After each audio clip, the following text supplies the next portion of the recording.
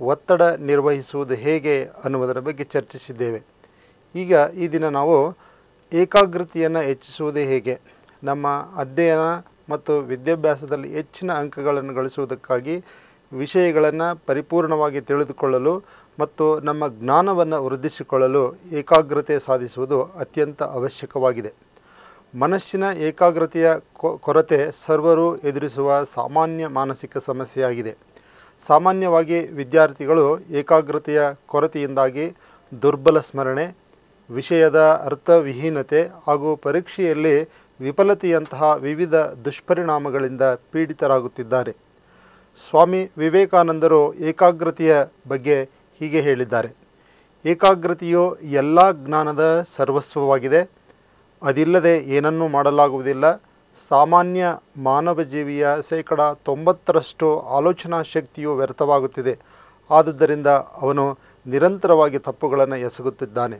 ತರಬೇತುಗೊಂಡ ಮನುಷ್ಯ ಅಥವಾ ಮನಸ್ಸು ಎಂದೂ ತಪ್ಪು ಮಾಡುವುದಿಲ್ಲ. ಅವರು ಈ ಹೇಳಿಕೆಯ ಮೂಲಕ ಏಕಾಗ್ರತೆ, ನೆನಪು, ಆಲೋಚನೆ, ತರ್ಕ ಮುಂತಾದ ಜ್ಞಾನಾರ್ಜನೆಗೆ ಅಗತ್ಯವಾದ ಮನೋಶಕ್ತಿಗಳ ಬಗ್ಗೆ ಶಿಕ್ಷಣ, ಆಪ್ತ ಸಲಹೆ, ತರಬೇತಿ ನೀಡುವ ವಿಷಯಕ್ಕೆ ಎಷ್ಟು ಮಹತ್ವವಿದೆ ಎಂದು ತೋರಿಸಿದ್ದಾರೆ.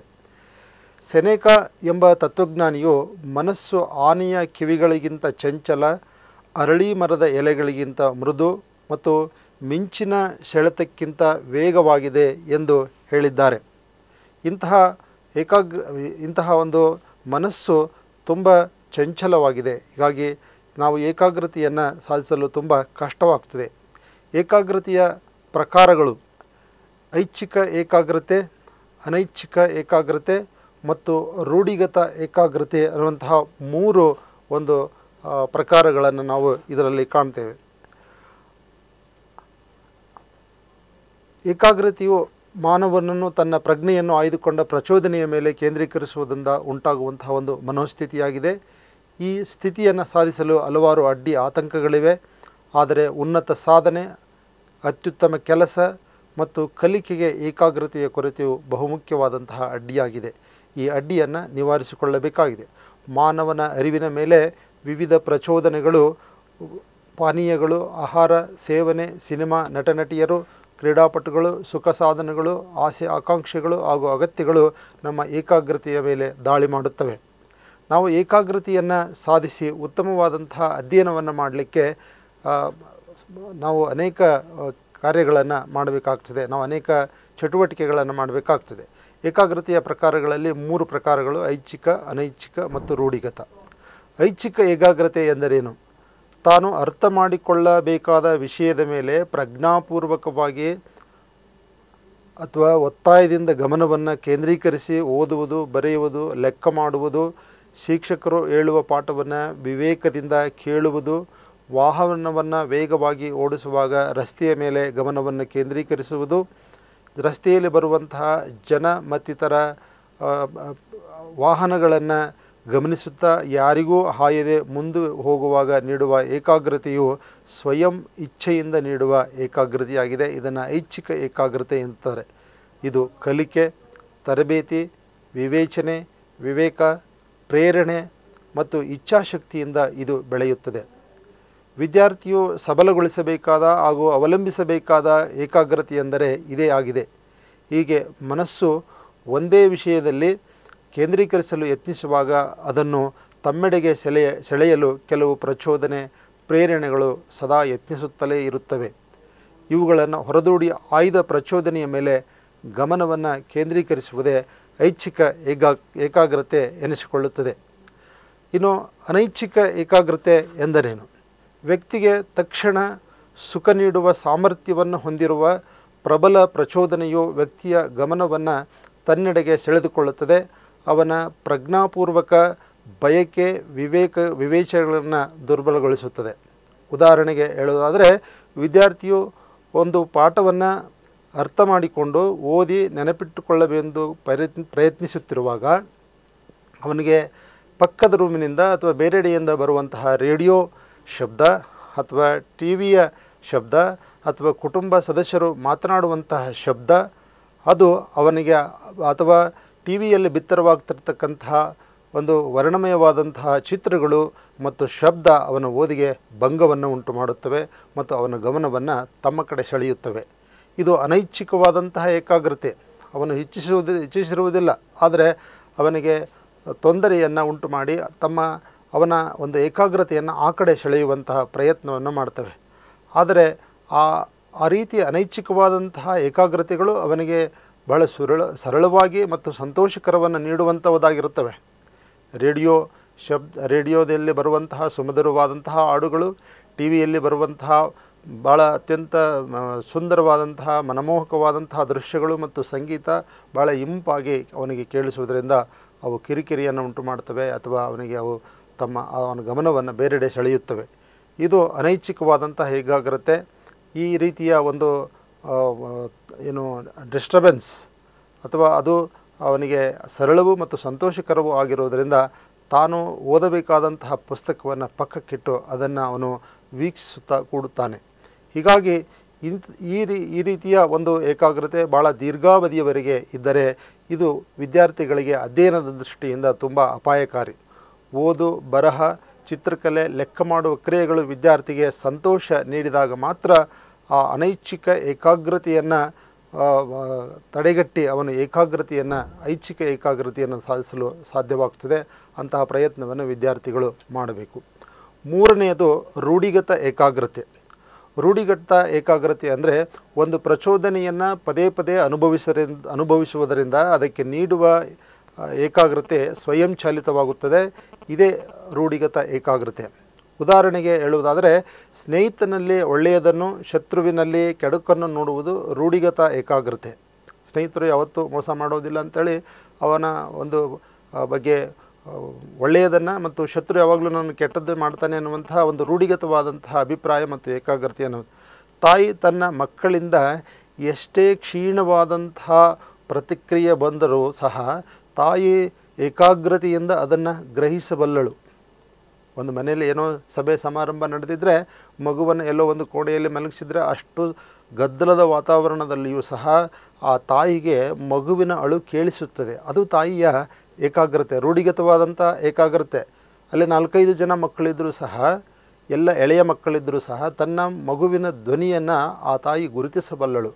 ಅದು ರೂಢಿಗತವಾದಂತಹ ಏಕಾಗ್ರತೆ.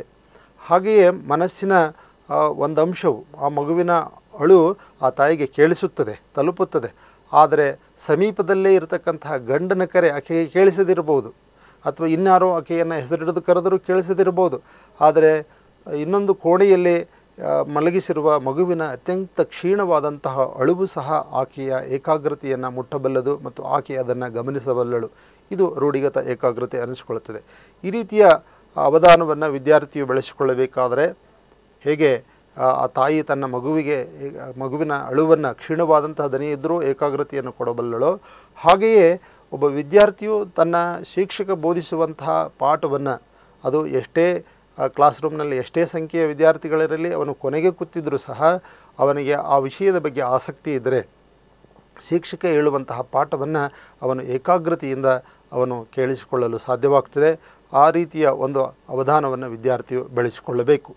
ಪಾಠವನ್ನು ಮೊದಲೇ ಓದಿಕೊಂಡು ಹೋಗಿದ್ದರೆ ಶಿಕ್ಷಕರು ಹೇಳುವಂತಹ ಪಾಠ ಮತ್ತು ಅದು ಎಷ್ಟೇ ದನಿ ಕ್ಷೀಣವಾಗಿದ್ದರೂ ಅಥವಾ ಬೇರೆಯಾದಂತಹ ಒಂದು ಡಿಸ್ಟರ್ಬ್ ಇದ್ದರೂ ಸಹ ಅವನು ಏನು ಹೇಳುತ್ತಾರೆ, ಹೇಗೆ ವಿವರಿಸುತ್ತಾರೆ, ಯಾವ ಉದಾಹರಣೆಯನ್ನು ನೀಡುತ್ತಾರೆ ಎಂಬ ಕುತೂಹಲ ವಿದ್ಯಾರ್ಥಿ ಮೂಡಿ ಉಪನ್ಯಾಸದಲ್ಲಿ ರೂಢಿಗತ ಏಕಾಗ್ರತೆ ಮೂಡಲು ಸಾಧ್ಯವಾಗ್ತದೆ. ಹೀಗೆ ವಿದ್ಯಾರ್ಥಿಯು ಅಂದು ತಾನು ಕೇಳಬೇಕಾದಂತಹ ಒಂದು ಪಠ್ಯದ ಮಾಹಿತಿಯನ್ನು ಮೊದಲೇ ಅರಿತಿದ್ದರೆ, ಅದರ ಬಗ್ಗೆ ಸ್ವಲ್ಪ ಮೊದಲೇ ಪೂರ್ವ ಒಂದು ಜ್ಞಾನ ಇದ್ದರೆ ಅವನು ಹೆಚ್ಚು ಪರಿಣಾಮಕಾರಿಯಾಗಿ ಕೇಳಿಸಿಕೊಳ್ಳಲು, ಏಕಾಗ್ರತೆಯನ್ನು ತಂದುಕೊಳ್ಳಲು ಸಾಧ್ಯವಾಗ್ತದೆ. ಏಕಾಗ್ರತೆಯ ಪ್ರಕಾರಗಳು, ಏಕಾಗ್ರತೆಗೆ ಭಂಗ ತರುವಂತಹ ಅಂಶಗಳು ಯಾವುವು? ಏಕಾಗ್ರತೆಯನ್ನು ಭಂಗ ತರುವಂತಹ ಹಲವಾರು ಅಂಶಗಳು ನಮ್ಮೆದುರಿಗೆ ಕಾಣ್ತವೆ. ವ್ಯಕ್ತಿಯ ಸಬಲವಾದಂತಹ ಇಚ್ಛಾಶಕ್ತಿ, ಒಳ್ಳೆಯ ಗುರಿ, ಉದ್ದೇಶಗಳು, ಹಿತಕರವಾದಂತಹ ಮನೋಭಾವಗಳು ಏಕಾಗ್ರತೆಯ ಹೆಚ್ಚಳಕ್ಕೆ ಕಾರಣವಾದರೆ, ಇದೇ ವ್ಯಕ್ತಿಯ ಇಚ್ಛಾಶಕ್ತಿಯ ಕೊರತೆ, ಗುರಿ ಇಲ್ಲದಿರುವುದು ಮತ್ತು ಯಾವುದೇ ಉದ್ದೇಶವಿಲ್ಲದಿರುವುದು, ಕೊರತೆ, ಚಂಚಲತೆ, ಆಕರ್ಷಣೆ, ವಿಕರ್ಷಣೆಗಳು ಏಕಾಗ್ರತೆಗೆ ಭಂಗವನ್ನು ತರುತ್ತವೆ. ಏಕಾಗ್ರತೆಯಿಂದ ಉಪನ್ಯಾಸ ಓದುವ ಪಾಠವನ್ನು ಕಲಿಯುವಂತಹ ವ್ಯಕ್ತಿಯ ಅರಿವಿನಲ್ಲಿ ಸ್ಪಷ್ಟವಾಗಿ ಮೂಡಿಬರಲು ಸಾಧ್ಯತೆಯಾಗ್ತದೆ. ಹೀಗೆ ಸ್ಪಷ್ಟವಾಗಿ ಪ್ರಚೋದನೆಯು ಗೋಚರವಾದಾಗ ಮಾತ್ರ ಗ್ರಹಿಕೆ ಮತ್ತು ಸ್ಮರಣೆಗಳು ಗ್ರಹಿಕೆ ಮತ್ತು ಸ್ಮರಣೆಯ ಸಾಧ್ಯತೆಗಳು ಹೆಚ್ಚಾಗುತ್ತವೆ. ಏಕಾಗ್ರತೆಯ ಲೋಪಕ್ಕೆ ಸಾಮಾನ್ಯವಾಗಿ ಈ ಕೆಳಗಿನ ಅಡ್ಡಿಗಳು ಕಾರಣವಾಗ್ತವೆ. ಏಕಾಗ್ರತೆಗೆ ಭಂಗ ತರುವಂತಹ ಅಂಶಗಳು ಯಾವುವು? ಕಣ್ಣು ಕಿವಿಗಳ ಸಂವೇದನೆಯ ದೋಷಗಳು ಏಕಾಗ್ರತೆ ಕಡಿಮೆಯಾಗಲು ಕಾರಣವಾಗ್ತವೆ. ವಿದ್ಯಾರ್ಥಿಗಳಲ್ಲಿ ಏನಾದರೂ ದೃಷ್ಟಿದೋಷ ಅಥವಾ ಶ್ರವಣ ದೋಷ ಇದ್ದರೆ ಅವರು ಕ್ಲಾಸ್ನಲ್ಲಿ ಕೊನೆಗೆ ಕೂಡುತ್ತಿದ್ದರೆ ಸ್ಪಷ್ಟವಾಗಿ ಕೇಳಿಸದೇ ಇರೋದು, ಸ್ಪಷ್ಟವಾಗಿ ಕಪ್ಪು ಹಲಗೆಯ ಮೇಲೆ ಬರೆದದ್ದು ಕಾಣಿಸದೇ ಇದ್ದಾಗ ಏಕಾಗ್ರತೆಗೆ ಭಂಗ ಬರುತ್ತದೆ. ಅದೇ ಅಸ್ಪಷ್ಟವಾದ ಕೆಳಮಿತಿಯ ವೈವಿಧ್ಯತೆಯಿಲ್ಲದ ನೀರಸ ಪ್ರಚೋದನೆಯು ವಿಕರ್ಷಣೆಗೆ ಮತ್ತು ಚಂಚಲೆಗೆ ಕಾರಣವಾಗ್ತದೆ. ಹೇಗೆ ವಿದ್ಯಾರ್ಥಿಯಲ್ಲಿನ ದೋಷಗಳು ಏಕಾಗ್ರತೆಗೆ ಕಾರಣವಾಗ್ತವೆಯೋ ಹಾಗೆ ಶಿಕ್ಷಕರ ಬೋಧನೆಯಲ್ಲಿ ಸ್ಪಷ್ಟತೆ ಇಲ್ಲದಿದ್ದರೆ, ಅಸ್ಪಷ್ಟವಾಗಿದ್ದರೆ, ಕೆಳಮಿತಿಯಲ್ಲಿದ್ದರೆ, ಅಂದರೆ ಕೆಳಸ್ತರದಲ್ಲಿ ಬಹಳ ಅವರು ಮೆಲುವಾಗಿ ಮಾತನಾಡ್ತಿದ್ರೆ, ಬಹಳ ಮೆಲ್ಲಿಗೆ ಮಾತಾಡ್ತಿದ್ರೆ, ಅಥವಾ ಅವರ ಉಪನ್ಯಾಸದಲ್ಲಿ ಯಾವುದೇ ವೈವಿಧ್ಯತೆ ಇಲ್ಲದಿದ್ದರೆ, ಅಥವಾ ಸ್ವಾರಸ್ಯಕರವಾಗಿ ವಿಷಯವನ್ನು ಭಾಳ ವಿದ್ಯಾರ್ಥಿಗಳಿಗೆ ಮನಮುಟ್ಟುವಂತೆ ವಿವರಿಸದೇ ಇದ್ದರೆ ವಿದ್ಯಾರ್ಥಿಗಳು ಆಕರ್ಷಣೆಯನ್ನು ಕಳೆದುಕೊಳ್ತಾರೆ, ಅವರ ಏಕಾಗ್ರತೆಗೆ ಭಂಗ ಬರ್ತದೆ. ಅವರು ಕ್ಲಾಸ್ನಲ್ಲೇ ಇದ್ದರೂ ಸಹ ಬೇರೆ ಚಟುವಟಿಕೆಗಳನ್ನು ಮಾಡ್ತಾ ಕೂಡ್ತಾರೆ. ಶಾರೀರಿಕ ಅಗತ್ಯಗಳನ್ನು ನಿರ್ಲಕ್ಷ್ಯ ಮಾಡಿದರೆ ಏಕಾಗ್ರತೆ ಭಂಗ ಬರ್ತದೆ. ಉದಾಹರಣೆಗೆ ಕ್ಲಾಸ್ 12 ಗಂಟೆಗೆ ಕ್ಲಾಸ್ ಶುರುವಾಗಿದೆ, 1 ಗಂಟೆ ಆಯಿತು, ಇನ್ನೂ ಮುಗಿದಿಲ್ಲ, ಹಾಗೇ ಮುಂದುವರಿತಾ ಇದೆ ಅಂತಂದರೆ ವಿದ್ಯಾರ್ಥಿಗಳಿಗೆ ಹಸಿವಾಗಿದ್ದರೆ, ಹಸಿವು, ನೀರಡಿಕೆ, ನೀರಿನ ದಾಹ, ಆಹಾರ ಸೇವನೆ ಮತ್ತು ಆಯಾಸಗಳು ಏಕಾಗ್ರತೆಗೆ ಭಂಗ ತರಬಲ್ಲವು. ವಿದ್ಯಾರ್ಥಿಗೆ ಹಸಿವಾಗಿದ್ದರೆ ಅಥವಾ ನೀರಡಿಕೆಯಾಗಿದ್ದರೆ, ಅವನಿಗೆ ಯಾವುದೇ ದೈಹಿಕ ಒಂದು ಬೇಡಿಕೆಗಳು ಇದ್ದರೆ ಅದನ್ನು ಈಡೇರಿಸದೇ ಇದ್ದರೆ ವಿದ್ಯಾರ್ಥಿಯ ಏಕಾಗ್ರತೆಯನ್ನು ಕಾಪಾಡಿಕೊಳ್ಳಲಿಕ್ಕೆ ಸಾಧ್ಯ ಆಗೋದಿಲ್ಲ. ಹೀಗಾಗಿ ನೀರಿನ ದಾಹ, ಹಸಿವು ಮತ್ತು ಮಲಮೂತ್ರ ವಿಸರ್ಜನೆಯಂತಹ ಒಂದು ಕಾರ್ಯಗಳನ್ನು ಅಡ್ಡಿಪಡಿಸಿ ನಾವು ಏಕಾಗ್ರತೆಯನ್ನು ಮೂಡಿಸಲಿಕ್ಕೆ ಸಾಧ್ಯವಾಗೋದಿಲ್ಲ. ಹೀಗಾಗಿ ಅವೆಲ್ಲವನ್ನು ಮುಗಿಸಿ ಅವರು ಏಕಾಗ್ರತೆಯಿಂದ ಪಾಠವನ್ನು ಕೇಳಲಿಕ್ಕೆ ಸಾಧ್ಯ ಆಗ್ತದೆ. ವ್ಯಕ್ತಿಯಲ್ಲಿ ತಾನು ಮಾಡುವ ಕೆಲಸದ ಮಹತ್ವ ಇಲ್ಲದೇ ಇದ್ದರೆ, ನಾನು ಕ್ಲಾಸ್ನಲ್ಲಿ ಕೂತಿದ್ದೇನೆ, ಯಾವ ಪಾಠ ನಡೀತಾ ಇದೆ, ಅದರ ಮಹತ್ವ ಏನು, ಅದನ್ನು ಅಧ್ಯಯನ ಮಾಡೋದರಿಂದ ನನಗೆ ವೈಯಕ್ತಿಕವಾಗಿ ಏನು ಲಾಭ ಆಗ್ತದೆ, ಅಥವಾ ನನ್ನ ಭವಿಷ್ಯದಲ್ಲಿ ಇದರಿಂದ ಹೇಗೆ ಲಾಭ ಆಗ್ತದೆ, ಅದರ ಮಹತ್ವ ಏನು ಅಂತ ಗೊತ್ತಿಲ್ಲದೇ ಇದ್ದರೆ ಏಕಾಗ್ರತೆಯನ್ನು ತಂದುಕೊಳ್ಳಲಿಕ್ಕೆ ಸಾಧ್ಯವಿಲ್ಲ. ಹಾಗೆ ಸಮರ್ಪಕ ದಿಶೀಕರಣದ ಕೊರತೆ ಇದ್ದರೆ, ಸೂಕ್ತ ಮೌಲ್ಯಗಳಿಲ್ಲದಿರುವುದು ಮನಸ್ಸು ಬೇರೆಡೆ ಅರಿಲಿಕ್ಕೆ ಸಾಧ್ಯವಾಗ್ತದೆ. ಹೀಗಾಗಿ ಚಂಚಲತೆಯನ್ನು ಅನುಭವಿಸಬೇಕಾಗ್ತದೆ ಮತ್ತು ಅವರು ಏಕಾಗ್ರತೆಯ ಕೊರತೆಯನ್ನು ಅನುಭವಿಸಬೇಕಾಗ್ತದೆ. ನಿರಾಶೆ, ಹತಾಶೆಗಳು ಏಕಾಗ್ರತೆಯ ಸೋಲಿಗೆ ಕಾರಣವಾಗ್ತವೆ. ಬುದ್ಧಿಶಕ್ತಿಗೆ ಅನುಗುಣವಾದ ಆಸಕ್ತಿಕರವಾದಂತಹ ಕೋರ್ಸ್ಗಳನ್ನು ಆಯ್ಕೆ ಮಾಡಿಕೊಳ್ಳದ ವಿದ್ಯಾರ್ಥಿಗಳು ವಿಪರೀತವಾದ ಚಂಚಲತೆಯನ್ನು ಅನುಭವಿಸ್ತಾರೆ. ಉದಾಹರಣೆಗೆ, ಯಾರೋ ಒಬ್ಬ ಹುಡುಗನಿಗೆ ಅವನಿಗೆ ಕಲೆಯಲ್ಲಿ ಪೇಂಟಿಂಗ್ನಲ್ಲಿ ಆಸಕ್ತಿ ಇರ್ತದೆ, ಆದರೆ ಅವರ ಪೋಷಕರು ಅವನನ್ನು ವೈದ್ಯನಾಗಬೇಕು ಅಂತ ವಿಜ್ಞಾನ ಕೋರ್ಸಿಗೆ ಸೇರಿಸಿ ಅವನನ್ನು ಭಾಳ ಒತ್ತಾಯದಿಂದ, ಬಲವಂತದಿಂದ ಆ ಒಂದು ಕೋರ್ಸನ್ನು ಕಂಪ್ಲೀಟ್ ಮಾಡಬೇಕು ಅಂತ, ಅಂದರೆ ತಮ್ಮ ಬಯಕೆಗಳನ್ನು, ತಮ್ಮ ಬೇಡಿಕೆಗಳನ್ನು ತಮ್ಮ ಮಕ್ಕಳ ಮೂಲಕ ಈಡೇರಿಸಿಕೊಳ್ಳಬೇಕನ್ನುವಂತಹ ಪೋಷಕರು ವಿದ್ಯಾರ್ಥಿಗಳಿಗೆ ಈ ರೀತಿಯ ಒತ್ತಡವನ್ನು ಹೇರಿದಾಗ ಅವನಿಗೆ ಏಕಾಗ್ರತೆ ಇರೋದಿಲ್ಲ, ಆ ವಿಷಯದ ಬಗ್ಗೆ ಅವನಿಗೆ ಆಸಕ್ತಿ ಇರೋದಿಲ್ಲ, ಆ ಕೋರ್ಸಿನ ಬಗ್ಗೆ ಆಸಕ್ತಿ ಇರೋದಿಲ್ಲ. ಹೀಗಾಗಿ ಏಕಾಗ್ರತೆಯನ್ನು ಮೂಡಲಿಕ್ಕೆ ಸಾಧ್ಯ ಆಗೋದಿಲ್ಲ. ಏಕಕಾಲಕ್ಕೆ 2 ಪ್ರಚೋದನೆಗಳಿಗೆ ಸ್ಪಂದಿಸುವುದು ಚಂಚಲತೆಗೆ ದಾರಿ ಮಾಡಿಕೊಡ್ತದೆ. ಅದು ಏಕಾಗ್ರತೆಗೆ ಭಂಗವನ್ನು ಉಂಟು ಮಾಡುತ್ತದೆ. ಉದಾಹರಣೆಗೆ, ಸಿನಿಮಾ ಹಾಡು ಕೇಳುತ್ತಾ ಭೌತಶಾಸ್ತ್ರವನ್ನು ಅಧ್ಯಯನ ಮಾಡುವುದು ಸಾಧ್ಯವಾಗೋದಿಲ್ಲ. ಹಾಗೆಯೇ TV ನೋಡುತ್ತಾ ಇತಿಹಾಸವನ್ನು ಓದಲಿಕ್ಕೆ ಆಗೋದಿಲ್ಲ. ಏಕಕಾಲದಲ್ಲಿ 2 ಕಾರ್ಯಗಳನ್ನು ವಿದ್ಯಾರ್ಥಿ ಮಾಡಲಿಕ್ಕೆ ಸಾಧ್ಯ ಆಗೋದಿಲ್ಲ. ಹೀಗಾಗಿ ಅವರು ಒಂದು ಕಾಲದಲ್ಲಿ ಒಂದು ಕಾರ್ಯವನ್ನು ಏಕಾಗ್ರತೆಯಿಂದ ಮಾಡಲಿಕ್ಕೆ ಸಾಧ್ಯವಿದೆ. ಸಮರ್ಪಕವಾದಂತಹ ಒತ್ತಾಸೆಗಳಿಲ್ಲದಂತಹ ರೀತಿಯಲ್ಲಿ ಏಕಾಗ್ರತೆಯನ್ನು ಮೂಡಲಿಕ್ಕೂ ಸಾಧ್ಯವಿಲ್ಲ. ಚಲ್ತಾ ಹೈ ಅನ್ನುವಂತಹ ಧೋರಣೆ, ಅಂದರೆ ಹೋಗಲಿ ಬಿಡಿ ಸರ್, ನಡೀತದೆ, ಇವತ್ತು ಕ್ಲಾಸಿಗೆ ಹೋಗ್ತಿದ್ರು ನಡೀತದೆ, ಇವತ್ತಿನ ಪಾಠಕ್ಕೆ ಅಟೆಂಡ್ ಆಗ್ತಿದ್ರು ನಡೀತದೆ ಅನ್ನುವಂತಹ ಧೋರಣೆಯಿಂದ ಏಕಾಗ್ರತೆಯನ್ನು ಮೂಡಿಸಲಿಕ್ಕೆ ಸಾಧ್ಯ ಆಗೋದಿಲ್ಲ. ಹೀಗಾಗಿ ವಿದ್ಯಾರ್ಥಿಗಳು ಸ್ಪಷ್ಟವಾದಂತಹ ಒಂದು ನಿರ್ಧಾರವನ್ನು ತೆಗೆದುಕೊಂಡು ಅವ್ರು ಮಾಡಬೇಕು. ಏಕಾಗ್ರತೆಯ ಹೆಚ್ಚಳ ಏಕಾಗ್ರತೆಯನ್ನು ಹೆಚ್ಚು ಮಾಡಿಕೊಳ್ಳುವುದು ಹೇಗೆ, ಏಕಾಗ್ರತೆಯನ್ನು ಸಾಧಿಸುವುದು ಹೇಗೆ ಅನ್ನುವ ನಿಟ್ಟಿನಲ್ಲಿ ನಾವು ನೋಡಿದಾಗ ವಿದ್ಯಾರ್ಥಿಯಲ್ಲಿ ಓದುತ್ತಿರುವ ಪಾಠದ ಬಗ್ಗೆ ಅಪಾರವಾದಂತಹ ಕುತೂಹಲವಿರಬೇಕು. ಕುತೂಹಲ ಭಾಳ ಮುಖ್ಯವಾದಂತಹ ಸಂಗತಿ. ಕುತೂಹಲ ಇರದೇ ಇದ್ದರೆ, ಅವರು ಏನು ಹೇಳ್ತಾರೆ ಅನ್ನುವಂತಹ ಒಂದು ಕುತೂಹಲ, ಆಸಕ್ತಿ ವಿದ್ಯಾರ್ಥಿಗಳಲ್ಲಿ ಇರದೇ ಇದ್ದರೆ ಏಕಾಗ್ರತೆಯನ್ನು ಹೆಚ್ಚು ಮಾಡಲಿಕ್ಕೆ ಸಾಧ್ಯವಿಲ್ಲ. ಹೀಗಾಗಿ ವಿದ್ಯಾರ್ಥಿಗಳು ತಾವು ಇಷ್ಟಪಟ್ಟು ಆಯ್ಕೆ ಮಾಡಿಕೊಂಡಿರ್ತಕ್ಕಂತಹ ಕೋರ್ಸ್ನಲ್ಲಿ ಅಥವಾ ವಿಷಯಗಳಲ್ಲಿ ಆಸಕ್ತಿಯನ್ನು, ಕುತೂಹಲವನ್ನು ಬೆಳೆಸಿಕೊಳ್ಬೇಕು. ಪ್ರತಿದಿನವೂ ಸಹ ಕುತೂಹಲದಿಂದ ಹೊಸ ಹೊಸ ವಿಷಯಗಳ ಬಗ್ಗೆ ತಿಳಿದುಕೊಳ್ಳುವಂತಹ ಕುತೂಹಲ ಅವರಲ್ಲಿ ಇರಬೇಕು. ಹೊಸ ವಿಷಯವನ್ನು ತಿಳಿದುಕೊಂಡಾಗ ಅವರು ಸಂಭ್ರಮಿಸಬೇಕು.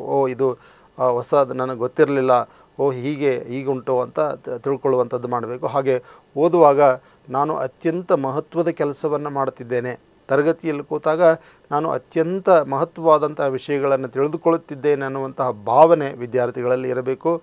ಉನ್ನತ ಜ್ಞಾನವನ್ನು ಸಂಪಾದಿಸಿ ನಾನು ಉನ್ನತವಾದಂಥದ್ದನ್ನು ಸಾಧಿಸುತ್ತೇನೆ ಅನ್ನುವಂತಹ ಒಂದು ಭಾವನೆ ಅವರಲ್ಲಿರಬೇಕು. ಹೆಚ್ಚು ಅಂಕಗಳನ್ನು ಗಳಿಸಿ, ಹೆಚ್ಚು ಜ್ಞಾನವನ್ನು ಪಡೆದು ನಾನೊಬ್ಬ ಒಳ್ಳೆಯ ಉದ್ಯೋಗಸ್ಥ ಆಗ್ತೇನೆ, ನಾನೊಬ್ಬ ಜವಾಬ್ದಾರಿಯುತ ನಾಗರಿಕನಾಗ್ತೇನೆ, ನಾನೊಬ್ಬ ವಿಜ್ಞಾನಿ ಆಗ್ತೇನೆ, ನಾನೊಬ್ಬ ಆದರ್ಶ ಶಿಕ್ಷಕನಾಗ್ತೇನೆ, ನಾನೊಬ್ಬ ಡಾಕ್ಟರ್ ಆಗ್ತೇನೆ, ನಾನೊಬ್ಬ ಇಂಜಿನಿಯರ್ ಆಗ್ತೇನೆ, ನಾನೊಬ್ಬ ತಂತ್ರಜ್ಞಾನನಾಗ್ತೇನೆ ಅನ್ನುವಂತಹ ಸ್ಪಷ್ಟವಾದಂತಹ ಗುರಿ ಮತ್ತು ಉದ್ದೇಶಗಳನ್ನು ಇಟ್ಟುಕೊಂಡಿರಬೇಕು.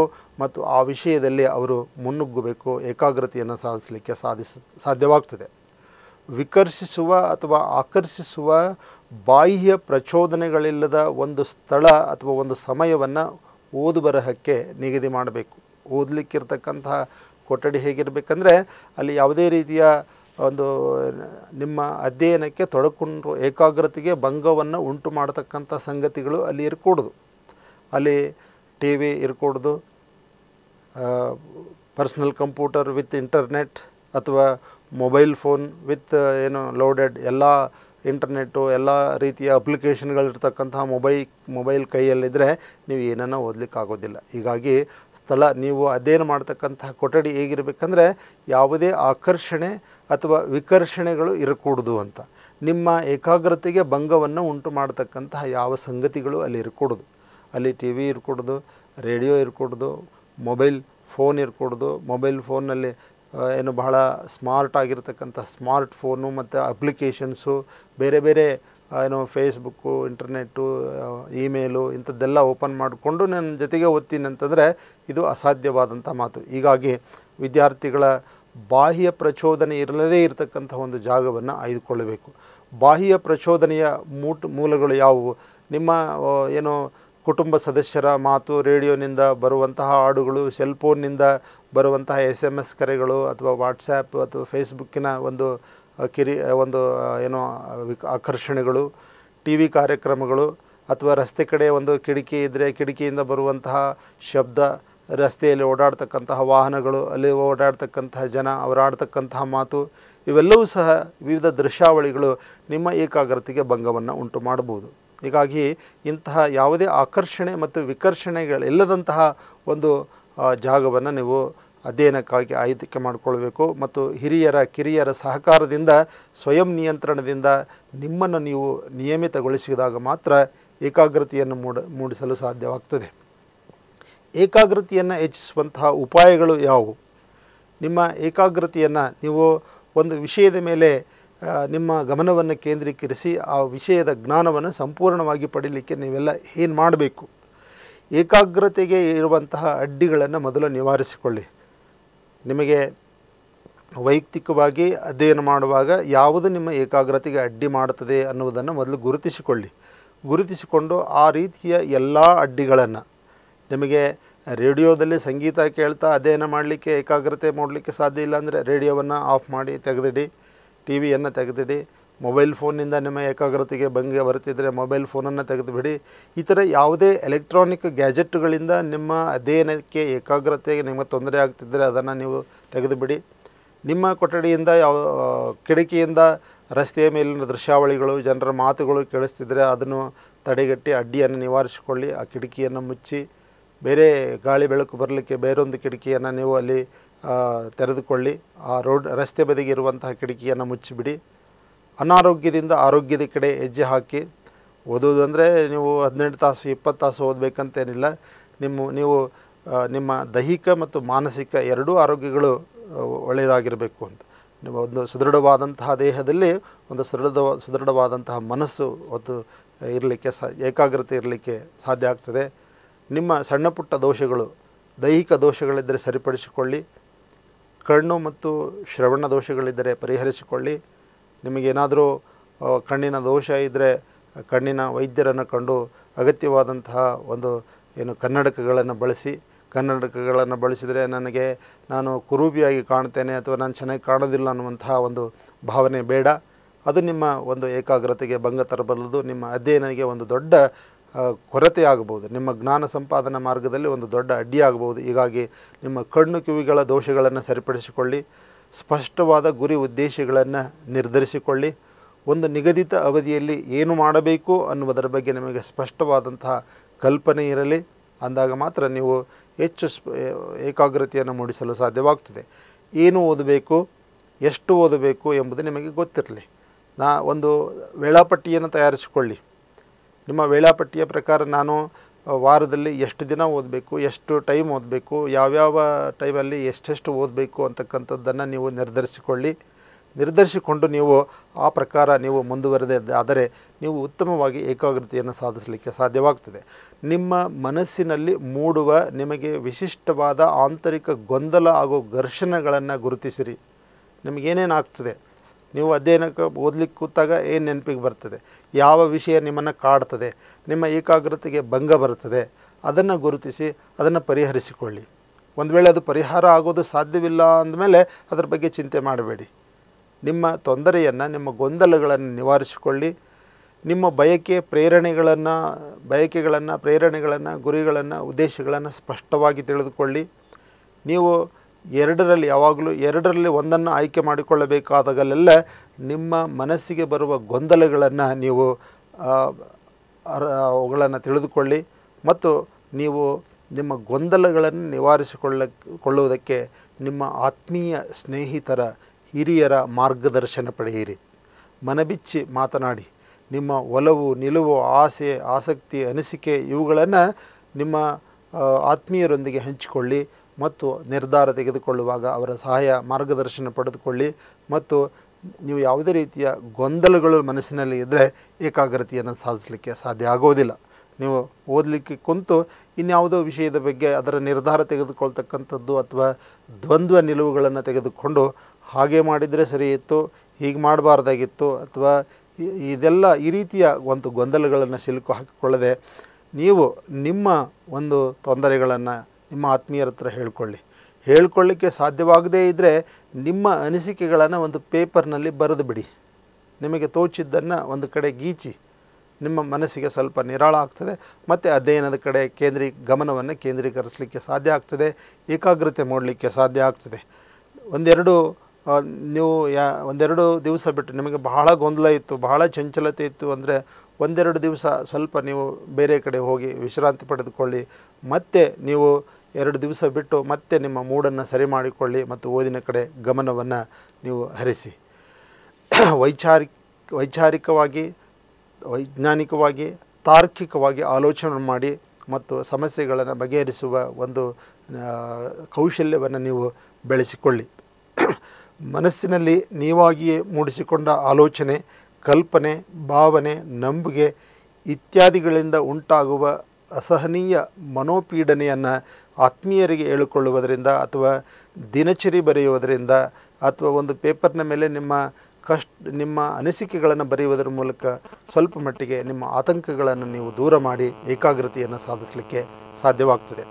ನೀವು ಕಾಲೇಜಿನಲ್ಲಿದ್ದಾಗ ಪಾಠಗಳ ಹಾಗೂ ಮಾನವ ಸಂಬಂಧಗಳ ಸುತ್ತ ಜರುಗಿದ ಮಹತ್ವದ ಸಂಗತಿಗಳನ್ನು ಮೆಲುಕು ಹಾಕಿರಿ, ಹಿರಿಯರಿಗೆ ತಿಳಿಸಿರಿ. ಪಾಠದ ಮಹತ್ವದ ಅಂಶಗಳನ್ನು ಮನೆಯಲ್ಲಿ ಹೇಳಬೇಕೆಂಬ ಉದ್ದೇಶದಿಂದ ಪಾಠದಲ್ಲಿ ಏಕಾಗ್ರತೆ ಒಂದಷ್ಟು ಹೆಚ್ಚಾಗ್ತದೆ. ಕಾಲೇಜಿನಲ್ಲಿ ನಿಮ್ಮ ಮೇಲೆ ಶಿಕ್ಷಕರು, ಸ್ನೇಹಿತರು, ಅನ್ಯರಿಂದ ಉಂಟಾದ ಒಳ್ಳೆಯ ಅಥವಾ ಕೆಟ್ಟ ಪ್ರಭಾವ, ಅನುಭವಗಳನ್ನು, ಘಟನೆಗಳನ್ನು ಹಿರಿಯರೊಂದಿಗೆ ಹೇಳಿಕೊಳ್ಳಿ ಮತ್ತು ಅವರ ಅಭಿಪ್ರಾಯವನ್ನು ಪಡೆಯಿರಿ. ನಿಮ್ಮ ಕ್ಲಾಸ್ನಲ್ಲಿ ಏನೇನೆಲ್ಲ ಆಯಿತು ಅನ್ನುವುದನ್ನು ನಿಮಗೆ ಆತ್ಮೀಯರಾದವರೊಂದಿಗೆ ಹೇಳಿಕೊಳ್ಳಿ. ನೀವು ಕ್ಲಾಸ್ನಲ್ಲಿ ಕುಂತಾಗ ನಾನು ಇವತ್ತು ಸಾಯಂಕಾಲ ಹೋಗಿ ಅವ್ರ ಜೊತೆಗೆ ಎಲ್ಲ ಹೇಳಬೇಕು, ನಾನು ಇವೆಲ್ಲ ಶೇರ್ ಮಾಡ್ಕೊಳ್ಬೇಕು ಅಂತ ನಿಮ್ಮ ಮನಸ್ಸಿನಲ್ಲಿದ್ದರೆ ಆ ಪಾಠ ನಿಮಗೆ, ಆ ಘಟನೆಗಳು ನಿಮಗೆ ನೆನಪಿನಲ್ಲಿ ಉಳಿತವೆ.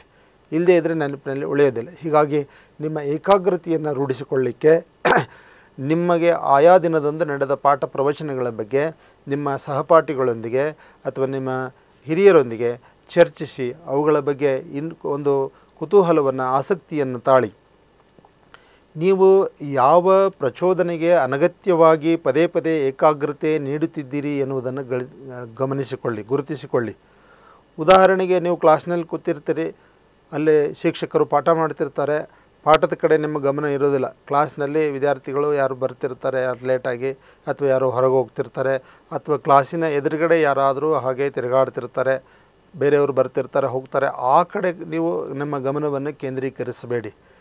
ನಿಮಗೆ ಏಕಾಗ್ರತೆಯನ್ನು ಮೂಡಲಿಕ್ಕೆ ಸಾಧ್ಯ ಆಗೋದಿಲ್ಲ, ನನಗೆ ಆ ಕಡೆ ಹೊರಗಡೆ ನೋಡಲೇಬೇಕು ಅನ್ನಿಸ್ತದೆ, ಯಾರನ್ನು ಬಂದಾಗ ನೋಡ್ಬೇಕು ಅನ್ನಿಸ್ತದೆ, ಅಥವಾ ಹೊರಗಡೆ ಓಡಾಡೋರ ಕಡೆನೇ ನೋಡ್ಬೇಕು ಅನ್ನಿಸ್ತದೆ, ಅಥವಾ ಈ ಕಡೆ ಇನ್ನೊಂದು ಕಿಟಕಿಯಿಂದ ಹೊರಗಡೆ ರಸ್ತೆ ಮೇಲೆ ವಾಹನಗಳು ತಿರುಗಾಡುವುದನ್ನು ನೋಡ್ಬೇಕು ಅನ್ನಿಸ್ತದೆ. ಈ ರೀತಿಯ ಒಂದು ಚಂಚಲತೆ ನಿಮ್ಮಲ್ಲಿ ಇದ್ದರೆ ನೀವು ಆ ಕಡೆ ಗಮನ ಕೊಡದೆ ಪಾಠದ ಕಡೆ, ಶಿಕ್ಷಕರು ಯಾವ ವಿಷಯವನ್ನು ಹೇಳ್ತಿದ್ದಾರೆ, ಏನನ್ನು ಹೇಳ್ತಿದ್ದಾರೆ ಅನ್ನೋದು ಕಡೆ ಗಮನ ಕೊಡಿ. ಆ ಎಲ್ಲ ಹೊರಗಿನ ಆಕರ್ಷಣೆಗಳು, ಬಾಹ್ಯ ಆಕರ್ಷಣೆಗಳು ತನ್ನಿಂದ ತಾನೇ ಅವು ನಿಮಗೆ ಕೇಳಿಸೋದೇ ಇಲ್ಲ.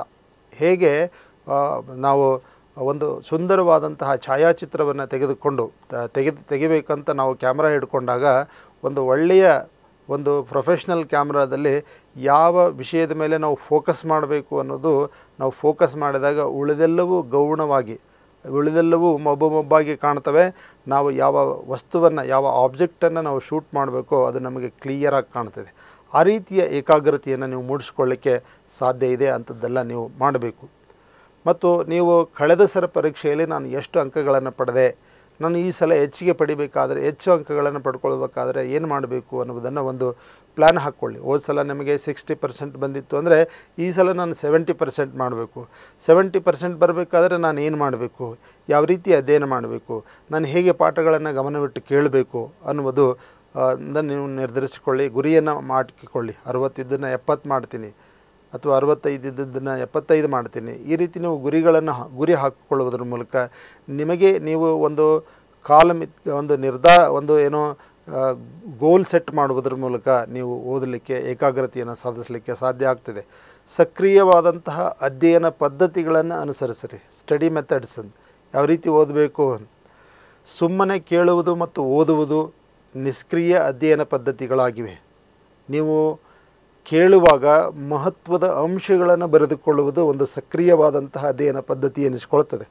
ಕ್ಲಾಸ್ನಲ್ಲಿ ನೀವು ಕೂತಿರ್ತೀರಿ, ಪಾಠ ಮಾಡ್ತಿರ್ತಾರೆ ಶಿಕ್ಷಕರು, ಸುಮ್ಮನೆ ಕೇಳಿದರೆ ಅದು ನಿಷ್ಕ್ರಿಯವಾದಂತಹ ಒಂದು ಅಧ್ಯಯನ ಪದ್ಧತಿ ಎನಿಸ್ಕೊಳ್ತದೆ.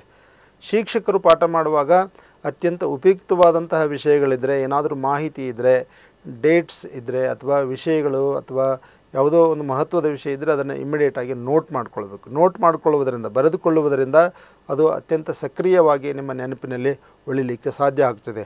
ನಂತರ ಬರೆದುಕೊಂಡದ್ದನ್ನು ನಂತರ ಪುನರಾವರ್ತನೆ ಮಾಡುವುದು, ಬೇರೆಯವರಿಗೆ ಹೇಳುವುದು, ಕೆಲವು ಮಹತ್ವದ ಪಾಯಿಂಟ್ಸ್ಗಳನ್ನು ಬೇರೆಯವರಿಗೆ ಹೇಳುವುದು, ಹಾಗೂ ಕೇಳಿದ ಪಾಠದ ಸಾರಾಂಶವನ್ನು ಬರೆಯುವುದು, ಇವು ಸಕ್ರಿಯ ಅಧ್ಯಯನ ವಿಧಾನಗಳು ಎನಿಸಿಕೊಳ್ತವೆ.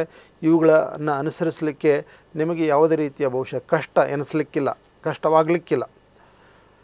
ನೀವು ಏಕಾಗ್ರತೆಯನ್ನು ಮೂಡಿಸಿಕೊಳ್ಬೇಕಾದ್ರೆ ಒಂದು ಕುರ್ಚಿಯಲ್ಲಿ ಅಥವಾ ನೆಲದ ಮೇಲೆ ನೇರವಾಗಿ ಕುಳಿತುಕೊಳ್ಬೇಕು. ಬೆನ್ನು ಹುರಿ ಬಾಗಿದ್ದರೆ ಅಥವಾ ನೀವು ಮಲಗಿ ಓದಿದರೆ, ಅದಕ್ಕೆ ಹೇಳ್ತಾರೆ ಕುಂತು ಓದಿದರೆ ಬುದ್ಧಿ, ಮಲಗಿ ಓದಿದರೆ ನಿದ್ದೆ ಅಂತ. ಇದರಿಂದ ವೈಜ್ಞಾನಿಕವಾಗಿ ನಮಗೇನಾಗ್ತದೆ, ನಮ್ಮ ಬೆನ್ನು ಹುರಿ ನೇರವಾಗಿದ್ದರೆ, ನಾವು ನೇರವಾಗಿ ಕೂತಿದ್ರೆ ನಮ್ಮ ಮೆದುಳಿಗೆ ಆಮ್ಲಜನಕ ಮತ್ತು ರಕ್ತ ಸಮರ್ಪಕವಾಗಿ ಪೂರೈಕೆಯಾಗ್ತದೆ. ನಾವು ಎಚ್ಚರವಾಗಿದ್ದುಕೊಂಡು ನಮ್ಮ ಎಲ್ಲ ಓದಿರ್ತಕ್ಕಂತಹ ವಿಷಯಗಳನ್ನು ನಾವು ದಾಖಲೆ ಮಾಡಲಿಕ್ಕೆ ಸಾಧ್ಯ ಆಗ್ತದೆ. ಇಲ್ಲದೇ ಇದ್ದರೆ ಮೆದುಳಿಗೆ ರಕ್ತದ ಆಮ್ಲಜನಕದ ಕೊರತೆ ಉಂಟಾದರೆ ನಾವು ಹಿಂಗೆ ಮಲಗಿ ಹೊರಗಿ ಅಥವಾ ಈಜಿ ಚೇರ್ನಲ್ಲಿ ಕುಳಿತುಕೊಂಡು ಹೋದಿದರೆ ಕ್ರಮೇಣ ಒಂದು 10 ನಿಮಿಷ 15 ನಿಮಿಷ ಆದಮೇಲೆ ಪುಸ್ತಕ ಕೈಯಲ್ಲೇ ಇರ್ತದೆ, ನಾವು ನಿದ್ದೆಗೆ ಜಾರಿರ್ತೇವೆ. ಆ ರೀತಿ ಓದಬಾರ್ದು. ನೆಲದ ಮೇಲೆ ಅಥವಾ ಕುರ್ಚಿಯ ಮೇಲೆ ನೇರವಾಗಿ ಕುಳಿತುಕೊಳ್ಬೇಕು, ಬೆನ್ನು ಹುರಿ ನೇರವಾಗಿರಬೇಕು. ಆ ಒಂದು ಸ್ಥಿತಿಯಲ್ಲಿ ನೀವು ಉತ್ತಮವಾದಂಥ ರೀತಿಯಲ್ಲಿ ಓದಬಹುದು. ನೀವು ಸಮಯವನ್ನು ಹೊಂದಾಣಿಕೆ ಮಾಡಿಕೊಂಡು ಬೆನ್ನಿಗೆ ಆಸರೆ ನೀಡುವ ದಿಂಬನ್ನಿಟ್ಟುಕೊಂಡು ಕುಳಿತುಕೊಳ್ಳಬಹುದು. ಸೊಂಟ, ಬೆನ್ನು, ಕುತ್ತಿಗೆಯಲ್ಲಿ ನೋವಿದ್ದರೆ ಯೋಗಾಸನಗಳನ್ನು ಮಾಡಬೇಕು, ಧ್ಯಾನ ಮಾಡಬೇಕು, ಪ್ರಾಣಾಯಾಮ ಮಾಡಬೇಕು. ಶಾರೀರಿಕ ದೋಷಗಳನ್ನು ಸ್ವಲ್ಪ ಹೊತ್ತು ಕೂಡಲಿಕ್ಕಾಗಲ್ಲ, ನನಗೆ ನೆಟ್ಟಿಗೆ ಕೂಡಲಿಕ್ಕಾಗಲ್ಲ, ಬೆನ್ನು ನೋಯ್ತದೆ, ಟೊಂಕ ನೋಯ್ತದೆ, ಕುತ್ತಿಗೆ ನೋಯ್ತದೆ ಅನ್ನುವಂತಹ ಒಂದು ಕಂಪ್ಲೇಂಟ್ಸ್ ಇದ್ದರೆ ನೀವು ಯೋಗ ಮಾಡಿ, ಪ್ರಾಣಾಯಾಮ ಮಾಡಿ, ಮಸಾಜ್ ಮಾಡಿಕೊಳ್ಳಿ. ನೀವು ಒಂದು ಕನಿಷ್ಠ 45 ನಿಮಿಷ ನೇರವಾಗಿ ಒಂದು ಕಡೆ ಕುಳಿತು ಏಕಾಗ್ರತೆಯಿಂದ ಓದುವುದನ್ನು ರೂಢಿಸ್ಕೊಳ್ಳಿ. ಕೆಲವರಿಗೆ ಒಂದು 5 ನಿಮಿಷವೂ ಕೊಡಲಿಕ್ಕಾಗಲ್ಲ. ಒಂದು 5 ನಿಮಿಷ 10 ನಿಮಿಷ ಕುಂತು ಕೂಡಲೇ ಟೊಂಕ ನೋಯ್ತವೆ, ಕುತ್ತಿಗೆ ನೋಯ್ತದೆ, ಕೈ ನೋಯ್ತವೆ. ಇವೆಲ್ಲವೂ ಸಹ ಒಂದು ದೈಹಿಕ ದೌರ್ಬಲ್ಯಗಳು. ಈ ದೌರ್ಬಲ್ಯಗಳನ್ನು ಮೆಟ್ಟಬೇಕು, ಈ ದೋಷಗಳನ್ನು ಸರಿಪಡಿಸ್ಕೊಳ್ಬೇಕು ಅಂದರೆ ನೀವು ಯೋಗ ಮಾಡಬೇಕು, ಪ್ರಾಣಾಯಾಮ ಮಾಡಬೇಕು. ನಿಮ್ಮ ಅಥವಾ ಆಟೋಟಗಳಲ್ಲಿ ನಿಮಗೆ ಇಷ್ಟವಾದಂತಹ ಆಟೋಟಗಳಲ್ಲಿ ಭಾಗವಹಿಸಬೇಕು. ಅದರಿಂದ ಏಕಾಗ್ರತೆಯನ್ನು ಮೂಡಿಸಲಿಕ್ಕೆ ಸಾಧ್ಯವಾಗ್ತದೆ. ಇಂತಹ ಒಂದು ಕಾರ್ಯಗಳನ್ನು ಮಾಡುವುದರ ಮೂಲಕ ನೀವು ಉತ್ತಮವಾದಂತಹ ಏಕಾಗ್ರತೆಯನ್ನು ಸಾಧಿಸಲಿಕ್ಕೆ ಸಾಧ್ಯವಿದೆ. ಪಾಠವನ್ನು ಅಥವಾ ನೀವು ಓದಬೇಕಾಗಿರತಕ್ಕಂಥ ವಿಷಯವನ್ನು ನೀವು ಅದನ್ನು ವ್ಯವಸ್ಥಿತವಾಗಿ ಅದನ್ನು ನೀವು ನಿಮ್ಮದೇ ಆದಂತಹ ರೀತಿಯಲ್ಲಿ ನಿಮಗೆ ತಿಳಿಯುವ ಹಾಗೆ ನೀವು ನೋಟ್ಸ್ ಮಾಡಿಕೊಳ್ಳಿ, ಟಿಪ್ಪಣಿ ಮಾಡಿಕೊಳ್ಳಿ ಅಥವಾ ಸಾರಾಂಶವನ್ನು ಬರೆದಿಟ್ಟುಕೊಳ್ಳಿ. ಮತ್ತು ನೀವು ಒಂದೊಂದನ್ನು ಇಡೀ ವಿಷಯವನ್ನು ಯಾವುದು ಫಿಸಿಕ್ಸು, ಮ್ಯಾಥಮೆಟಿಕ್ಸನ್ನು ಅಥವಾ ಕೆಮಿಸ್ಟ್ರಿಯನ್ನು ಎಲ್ಲ ಒಂದು ಪುಸ್ತಕವನ್ನು ಒಂದೇ ದಿವಸ ನಾನು ಓದಿಬಿಡ್ತೇನೆ ಅನ್ನುವಂಥ ಹಠಕ್ಕೆ ಬೀಳಬೇಡಿ. ನೀವು ಅದನ್ನು ವಿಭಜಿಸಿ, ಘಟಕಗಳಲ್ಲಿ ವಿಭಜಿಸಿ ಸ್ವಲ್ಪ ಸ್ವಲ್ಪ ನೀವು ಅದನ್ನು ದಿನ ಇಷ್ಟು ಅಂತ ನಿರ್ಧಾರ ಮಾಡಿಕೊಂಡು ನೀವು ಅದನ್ನು ಸಿಸ್ಟಮೆಟಿಕ್ಕಾಗಿ ಅದನ್ನು ಓದಲು ನೀವು ಪ್ರಾರಂಭಿಸಿ. ಒಂದು ಘಟಕವನ್ನು ಓದಿದ ಮೇಲೆ ಅದರಲ್ಲಿರುವಂತಹ ಹೊಸ ಶಬ್ದ, ವ್ಯಾಖ್ಯೆಗಳು, ಮುಖ್ಯಾಂಶಗಳು, ತತ್ವಸೂತ್ರಗಳನ್ನು ಕೆಳಗೆ ಪೆನ್ಸಿಲಿನಿಂದ ಗೆರೆಯನ್ನು ಎಳೆಯಿರಿ. ಮಹತ್ವದ ಶಬ್ದಗಳನ್ನು ನೀವು ನೆನಪಿಟ್ಟುಕೊಳ್ಳಿ. ನಿಮ್ಮ ಪುಸ್ತಕವಾದರೆ ನಿಮ್ಮಲ್ಲಿ ಅದರಲ್ಲಿ ಬೇಕಾದರೆ ಟಿಪ್ಪಣಿಗಳನ್ನು ಬರ್ಕೊಳ್ಳಿ. ಗ್ರಂಥಾಲಯದ ಪುಸ್ತಕವಾಗಿದ್ದರೆ ಪೆನ್ಸಿಲ್ನಿಂದ ಮಾರ್ಕ್ ಮಾಡಿ. ಇದು ವೇಗವಾದಂತಹ ಪುನರಾವರ್ತನೆಗೆ ತುಂಬ ಸಹಾಯಕವಾಗ್ತದೆ. ಮುದ್ರಿತ ಸಾಲಿನ ಕೆಳಗಡೆ ಬೆರಳನ್ನು ಇಟ್ಟು ವೇಗವಾಗಿ ಚಲಿಸುತ್ತಾ ಅದರೊಡನೆ ದೃಷ್ಟಿಯನ್ನು ಚಲಿಸುತ್ತಾ ಓದುವುದು ನಿಮ್ಮ ಏಕಾಗ್ರತೆಯನ್ನು ಒಂದೇ ಕಡೆ ನೆಲೆಸಲಿಕ್ಕೆ ಸಾಧ್ಯವಾಗ್ತದೆ. ಪುಸ್ತಕ ಕೈಯಲ್ಲಿಟ್ಕೊಂಡು ಅಥವಾ ಟೇಬಲ್ ಮೇಲಿಟ್ಟು ದೂರದಿಂದ ನೀವು ಅದನ್ನು ಓದಿದರೆ ಆಗೋದಿಲ್ಲ. ಪುಸ್ತಕದ ಆ ಮುದ್ರಿತ ಲೈನಿನ ಕೆಳಗಡೆ ಬೆರಳನ್ನಿಟ್ಟು ವೇಗವಾಗಿ ಬೆರಳನ್ನು ಚಲಿಸುತ್ತಾ ದೃಷ್ಟಿಯನ್ನು ಚಲಿಸುತ್ತಾ ಜ್ಞಾನವನ್ನು ಏಕಕಾಲದಲ್ಲಿ ನಿಮ್ಮ ಮೆದುಳಿಗೆ ಆವಾಹನೆ ಮಾಡುತ್ತಾ ಆ ವಿಷಯವನ್ನು ಕೇವಲ ಓದುವುದಷ್ಟೇ ಅಲ್ಲ, ಅದನ್ನು ತಿಳಿದುಕೊಳ್ತಕ್ಕಂಥದ್ದು, ಅದರ ಜ್ಞಾನವನ್ನು ನೀವು ಪಡೆದುಕೊಳ್ತಕ್ಕಂಥದ್ದು ಮಾಡಿದರೆ ನೀವು ಏಕಾಗ್ರತೆಯನ್ನು ಸಾಧಿಸಲಿಕ್ಕೆ ಸಾಧ್ಯವಿದೆ. ಹಾಗೆ ನಿಮ್ಮ ಬೌದ್ಧಿಕ ಶಕ್ತಿ ಮತ್ತು ಏಕಾಗ್ರತೆ ಉತ್ತಮವಾಗಿರುವಂತಹ ಸಮಯವನ್ನು ಸಂಕೀರ್ಣ, ಅಮೂರ್ತ ಹಾಗೂ ಹೊಸ ವಿಷಯವನ್ನು ಓದಿ ಕಲಿಯಲು ನಿಗದಿಗೊಳಿಸಿರಿ. ನಿದ್ದೆ, ಧ್ಯಾನ, ಪ್ರಾಣಾಯಾಮ ಮತ್ತು ಸಾಯಂಕಾಲ ಬೇಕಾದರೆ ವಾಕಿಂಗ್ ಹೋಗ್ರಿ, ಪ್ರಾಣಾಯಾಮ ಮಾಡಿರಿ, ನಿದ್ದೆ ಎಲ್ಲವನ್ನು ಸಮಭಾವ ಮಾಡಿರಿ. ನೀವು ನಿದ್ದೆಗೆಟ್ಟು ನಾನು ಓದಿ ಏಕಾಗ್ರತೆಯಿಂದ ಓದಿ ನಾನು ರ್ಯಾಂಕ್ ಗಳಿಸ್ತೇನೆ ಅನ್ನೋದು ನಮ್ಮ ದೇಹಕ್ಕೆ ಎಷ್ಟು ನಿದ್ದೆ ಬೇಕೋ ಅಷ್ಟು ನಿದ್ದೆಯನ್ನು ಮಾಡಿ 1 ಗಂಟೆ 45 ನಿಮಿಷ ಅಥವಾ 1 ಗಂಟೆ ನಿರಂತರ ಓದಿನ ನಂತರ ನೀವು ನಡುವೆ 15 ನಿಮಿಷ ಬಿಡುವು ಕೊಡಿ. ಆ ಬಿಡುವಿನಲ್ಲಿ ಕುಳಿತ ಜಾಗದಿಂದ ಮೇಲೆ ಏಳಿ ನೀವು ನಿಮ್ಮ ಕಣ್ಣುಗಳನ್ನು ಉಜ್ಜಿಕೊಳ್ಳಿ, ರೆಪ್ಪೆಗಳನ್ನು ಬಡಿಯಿರಿ, ಕೈಕಾಲುಗಳನ್ನು ಆಡಿಸಿರಿ, ಭುಜವನ್ನು ಮೇಲೆ ಕೆಳಗೆ ಮಾಡಿ ಸ್ವಲ್ಪ ಲೈಟ್ ಎಕ್ಸರ್ಸೈಸ್ ಮಾಡಿ, ಸ್ವಲ್ಪ ಹೊರಗಡೆ ಬಂದು ದೂರದ ಒಂದು ಹಸಿರನ್ನು ನೋಡಿ, ದೂರದ ಸ್ವಲ್ಪ ನಿಮ್ಮ ಕಣ್ಣಿಗೆ ಮತ್ತು ದೇಹಕ್ಕೆ ಒಂದು ವಿರಾಮವನ್ನು ನೀಡಿ, ವಿಶ್ರಾಂತಿಯನ್ನು ನೀಡಿ, ಸ್ವಲ್ಪ ನೀವು ಬದಲಾವಣೆಯನ್ನು ನಿಮ್ಮ ಒಂದು ಇದಕ್ಕೆ ಕೊಡಿ ದೇಹಕ್ಕೆ. ನಿಮ್ಮ ಸುಖಾಸನದಲ್ಲಿ ನಿಮಗೆ ತೊಂದರೆಯಾಗದಂಥ ರೀತಿಯಲ್ಲಿ ಸ್ವಲ್ಪ ಒಂದು 5 ನಿಮಿಷಗಳ ಕಾಲ ದೀರ್ಘವಾದಂತಹ ಆಳವಾದಂತಹ ಉಸಿರಾಟವನ್ನು ಮಾಡಿ, ಸ್ವಲ್ಪ ನೀರು ಕುಡೀರಿ. ಒಂದು 10 ನಿಮಿಷ ಬಿಟ್ಟು ಮತ್ತೆ ನೀವು ಇನ್ನೊಂದು ವಿಷಯವನ್ನು ಅಥವಾ ಮತ್ತೆ ಅಧ್ಯಯನ ಮಾಡಲಿಕ್ಕೆ ನಿಮ್ಮ ಏಕಾಗ್ರತೆಯನ್ನು ಮೂಡಿಸಲಿಕ್ಕೆ ಸಾಧ್ಯ ಆಗ್ತದೆ. ನಿರಂತರವಾಗಿ 2 ಗಂಟೆ 3 ಗಂಟೆ ಓದಲಿಕ್ಕೆ ಹೋಗಬೇಡಿ.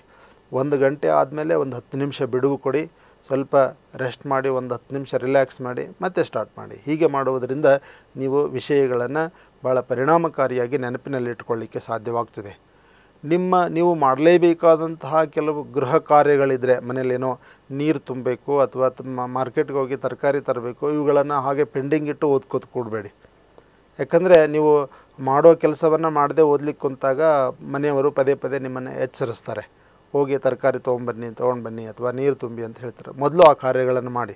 ನೀವು ಮಾಡಬೇಕಾದ ಗೃಹ ಕಾರ್ಯಗಳನ್ನು ಮೊದಲು ನೆರವೇರಿಸಿ ನಂತರ ನಿಮ್ಮ ಓದುವ ಸಂದರ್ಭದಲ್ಲಿ ಯಾವ ಕೆಲಸವನ್ನು ಬಾಕಿ ಇಟ್ಕೊಳ್ಬೇಡಿ. ನಿರಾತಂಕವಾಗಿ ನೆಮ್ಮದಿಯಿಂದ ಏಕಾಗ್ರತೆಯಿಂದ ಓದಲಿಕ್ಕೆ ಸಾಧ್ಯವಾಗ್ತದೆ. ನೀವು ಮಾಡಬೇಕಾದಂಥ ಕೆಲಸಗಳನ್ನು ಮಾಡಿ ಮುಗಿಸಿ ನೀವು ಓದಲಿಕ್ಕೆ ಕೊಡಿ. ಒಂದು ವೇಳೆ ತಕ್ಷಣ ಮಾಡಲಿಕ್ಕೆ ಸಾಧ್ಯವಿಲ್ಲದಂತಹ ಕೆಲಸಗಳಿದ್ದರೆ ಅದ್ರ ಬಗ್ಗೆ ಚಿಂತಿಸಬೇಡಿ, ಅವುಗಳನ್ನು ಮುಂದೂಡಿ ನಂತರ ಅವುಗಳನ್ನು ನಾನು ಮಾಡ್ತೇನೆ ಅಂತಕ್ಕಂಥದ್ದನ್ನು ನೀವು ನಿರ್ಧಾರ ತೆಗೆದುಕೊಳ್ಳಿ. ಏಕಾಗ್ರತೆಯ ಅವಧಿಯನ್ನು ಹೆಚ್ಚು ಮಾಡಿಕೊಳ್ಳಲು ದಿನಾಲು ಅರ್ಧ ಗಂಟೆ ದಿನಪತ್ರಿಕೆ, ಪುಸ್ತಕದಲ್ಲಿರುವಂತಹ ಒಂದೆರಡು ನಿಗದಿತವಾದಂತಹ ಅಕ್ಷರಗಳನ್ನು ಅಥವಾ ವಿಷಯಗಳನ್ನು ನೀವು ಆಯ್ಕೆ ಮಾಡಿ ಪ್ರತಿ ಸಾಲನ್ನು ಗಮನವಿಟ್ಟು ನೋಡಿ, ಅವುಗಳನ್ನು ಹುಡುಕಾಡಿ, ಅವುಗಳ ಬಗ್ಗೆ ನಿಮ್ಮ ಅವುಗಳನ್ನು ಚೆನ್ನಾಗಿ ಓದಿ. ಪುಟ್ಟ ಮಕ್ಕಳ ಏಕಾಗ್ರತೆಯನ್ನು ಹೆಚ್ಚಿಸಲು 5-6 ಪ್ರಕಾರದ ಕಾಳುಗಳನ್ನು ಅಥವಾ ಹೂವುಗಳನ್ನು ಕೊಡಿ, ಅವುಗಳನ್ನು ನೀಡಿ ಬೇರ್ಪಡಿಸುವಂತಹ ಕೆಲಸವನ್ನು 20 ನಿಮಿಷ ಮಾಡಿಸ್ಬೋದು. ಇದರಿಂದ ಮಕ್ಕಳಲ್ಲಿ ಏಕಾಗ್ರತೆ ಬಹಳ ಬೆಳೀತದೆ. ಯಾವುದೋ ಸಣ್ಣ ಒಂದು ಕೆಲಸ ಕೊಟ್ಟು ಅವರಿಗೆ ಅದನ್ನು ಬೇರೆ ಮಿಕ್ಸ್ ಮಾಡಿ ಅದನ್ನು ಮತ್ತೆ ಸಪ್ರೇಟ್ ಮಾಡಲಿಕ್ಕೆ ಕೊಡಬೇಕು. ಅದರಿಂದ ಅವರಲ್ಲಿ ಕಾನ್ಸಂಟ್ರೇಷನ್ ಹೆಚ್ಚಾಗುತ್ತದೆ. ಒಂದು ಬಯಲಿನಲ್ಲಿ, ಅಂಗಳದಲ್ಲಿ ಯಾವುದೇ ರೀತಿಯ ಕೆಳಗಡೆ ತೆಗ್ಗು ಅಥವಾ ಯಾವುದೇ ರೀತಿಯ ಅಡಚಣೆಗಳು ಇಲ್ಲದಂತಹ ಒಂದು ಜಾಗದಲ್ಲಿ ನಿಮ್ಮ ಮುಖವನ್ನು ಮೇಲೆ ಮಾಡಿ ಆಕಾಶವನ್ನು ನೋಡ್ತಾ ನಡಿಬೇಕು ಅಂತ. ದಿನಾಲು ಮುಂಜಾನೆ 1-2 ನಿಮಿಷ ಆಕಾಶವನ್ನು ಮೇಲೆ ದಿಟ್ಟಿಸ್ತಾ ನಡೆದಾಡಬೇಕು. ಕೆಳಗೆಲ್ಲೋ ರಸ್ತೆ ಮೇಲೆ ತೆಗ್ಗುಗಳಲ್ಲಿದ್ದಲ್ಲಿ ಹಾಗೆ ಮಾಡಲಿಕ್ಕೆ ಹೋಗಬೇಡಿ. ಯಾವುದಾದ್ರೂ ಮೈದಾನದಲ್ಲಿ, ಬಯಲಿನಲ್ಲಿ ಮೊದಲೇ ಕೆಳಗೆಲ್ಲ ನೋಡಿಕೊಂಡು ನಿಶ್ಚಿಂತೆಯಿಂದ ನಡೆಯುವಂತಹ ಜಾಗ ಇದ್ದರೆ, ಹುಲ್ಲು ಇದ್ದರೆ ಅಥವಾ ಪ್ಲೇನ್ ಗ್ರೌಂಡ್ ಇದ್ದರೆ ಅಥವಾ ಏನಿದ್ರೆ ಅಂತಲ್ಲಿ ನೀವು ನಿಮ್ಮ ಮುಖವನ್ನು ಸಂಪೂರ್ಣವಾಗಿ ಮೇಲೆತ್ತಿ ಆಕಾಶವನ್ನು ದೃಷ್ಟಿಸುತ್ತಾ 1-2-3 ನಿಮಿಷ ನೀವು ನಡೆದಾಡಿದರೆ ನಿಮ್ಮಲ್ಲಿ ಏಕಾಗ್ರತೆ ಹೆಚ್ಚುತ್ತದೆ ಅಂತ ಮನೋವಿಜ್ಞಾನಿಗಳು ಹೇಳ್ತಾರೆ. ಆ ರೀತಿ ಪ್ರಯತ್ನ ಮಾಡಿ ನೋಡಿ. ಪ್ರತಿ ದಿವಸ 1-2 ನಿಮಿಷ ಒಂದು ಗ್ರೌಂಡ್ನಲ್ಲಿ ಮುಖವನ್ನು ಮೇಲೆ ಮಾಡಿ ಆಕಾಶದತ್ತ ನೋಡ್ತಾ 1-2 ನಿಮಿಷ ನಡೆದರೆ ಸ್ವಲ್ಪ ಏನೋ ನಮ್ಮ ಏಕಾಗ್ರತೆ ಹೆಚ್ಚಾಗ್ತದೆ ಅನ್ನುವಂಥದ್ದು ಮನೋವಿಜ್ಞಾನಿಗಳ ಅಭಿಪ್ರಾಯ ಆಗಿದೆ. ಈ ಎಲ್ಲ ಕ್ರಮಗಳಿಂದ ನಿಮ್ಮ ಏಕಾಗ್ರತೆ ಹೆಚ್ಚಾಗುತ್ತದೆ. ಇವುಗಳಲ್ಲಿ ಕೆಲವು ಕ್ರಮಗಳನ್ನು ಆಯ್ಕೆ ಮಾಡಿ ದಿನಾಲು ಅರ್ಧ ಗಂಟೆ ಕಾಲ 30 ದಿನಗಳವರೆಗೆ ಪ್ರಾಕ್ಟೀಸ್ ಮಾಡಿ ಅವು ಸ್ವಯಂಚಾಲಿತವಾಗಿ ನಿಮ್ಮ ಅಧ್ಯಯನದ ಅಥವಾ ನಿಮ್ಮ ದಿನಚರಿಯ ಭಾಗವೇ ಆಗುತ್ತವೆ ಅನ್ನುವುದನ್ನು ನೀವು ನೆನಪಿಡಿ. ಬಾಹ್ಯ ಪರಿಸರದ ಗೊಂದಲಗಳನ್ನು ನಿಯಂತ್ರಿಸಿರಿ. ದೃಢ ಮನಸ್ಸು, ಏಕಾಗ್ರತೆಯಿಂದ ಆಕರ್ಷಣೆ ಮತ್ತು ವಿಕರ್ಷಣೆಗಳಿಗೆ ಇತಿಶ್ರೀಯಾಡಿರಿ. ಕೆಲಸವನ್ನು ಉತ್ತಮ ರೀತಿಯಿಂದ ಮಾಡಬೇಕು ಅನ್ನುವಂತಹ ಪ್ರಜ್ಞೆ ಮತ್ತು ಪ್ರೇರಣೆ ನಿಮ್ಮಲ್ಲಿರಲಿ. ಅಧ್ಯಯನ, ಅವಲೋಕನ ಕಾರ್ಯಗಳಲ್ಲಿ ಆಸಕ್ತಿಯನ್ನು ಬೆಳೆಸಿಕೊಳ್ಳಿರಿ. ಅವುಗಳ ಮೌಲ್ಯ, ಮಹತ್ವ, ನಿಮಗೆ ಮತ್ತು ಇತರರಿಗೆ ಆಗುವಂತಹ ಉಪಯೋಗಗಳನ್ನು ನೀವು ತಿಳಿದುಕೊಳ್ಳಿ. ಏಕಾಗ್ರತೆಯನ್ನು ಹೆಚ್ಚಿಸಿಕೊಳ್ಳಿಕ್ಕೆ ನೀವು ಏನು ಮಾಡಬೇಕಂದ್ರೆ, ಒಂದು ವಿಷಯದ ಬಗ್ಗೆ ನೀವು ಅದರ ಪೂರ್ವ ಪರಿಚಯ ಮಾಡಿಕೊಳ್ಳಿ, ಅದರ ಇಂಟ್ರೊಡಕ್ಷನ್ ಮಾಡಿಕೊಳ್ಳಿ. ಶಬ್ದಗಳ, ಪರಿಕಲ್ಪನೆಗಳ, ಸಂಕೇತಗಳ, ಸೂತ್ರಗಳ ಹೆಸರುಗಳ ಸಾರಾಂಶವನ್ನು ತಿಳಿದುಕೊಳ್ಳಿ. ಅರ್ಥವಾಗದ ಅಮೂರ್ತವಾದ ಸಂಬಂಧಗಳನ್ನು ಕುರಿತು ನಮಗೆ ಅರ್ಥವಾಗ್ತಕ್ಕಂಥ ವಿಷಯಗಳ ಬಗ್ಗೆ ಶಿಕ್ಷಕರೊಂದಿಗೆ ಚರ್ಚೆ ಮಾಡಿಕೊಳ್ಳಿ. ಅವರಿಗೆ ನೀವು ಪ್ರಶ್ನೆಗಳನ್ನು ಕೇಳಿ ಉತ್ತರಗಳನ್ನು ಪಡ್ಕೊಂಡು ನೀವು ಅದನ್ನು ಪರಿಹರಿಸಿಕೊಳ್ಳಿ. ಒಂದು ಜ್ಞಾನದ ಅಂಶದ ಶೋಧನೆಯ ಇಂದಿನ ಶ್ರಮ, ತ್ಯಾಗ ಮತ್ತು ಸೃಜನಶೀಲತೆಯ ಬಗ್ಗೆ ನೀವು ಆಲೋಚಿಸಿರಿ ಮತ್ತು ಓದುವಾಗ ಸಕ್ರಿಯವಾಗಿ ಬರೆಯಿರಿ, ಆಲೋಚಿಸಿರಿ, ಸ್ಮರಿಸಿರಿ, ಕಲ್ಪನೆ ಮಾಡಿರಿ, ಜೋರಾಗಿ ಹೇಳಿಕೊಳ್ಳಿರಿ. ಜೋರಾಗಿ ಓದುವುದರ ಮೂಲಕ ಸಹ ನಮ್ಮ ಒಂದು ಅಧ್ಯಯನದ ಇದನ್ನು ನಾವು ಹೆಚ್ಚು ಮಾಡ್ಬೋದು, ಅಂತಹದ್ದು ಸಾಧ್ಯ ಆಗ್ತದೆ. ಹೀಗೆ ಏಕಾಗ್ರತೆಯನ್ನು ನೀವು ಬೆಳೆಸಿಕೊಳ್ಳಲು ಅನೇಕ ಎಕ್ಸರ್ಸೈಸ್ಗಳಿವೆ.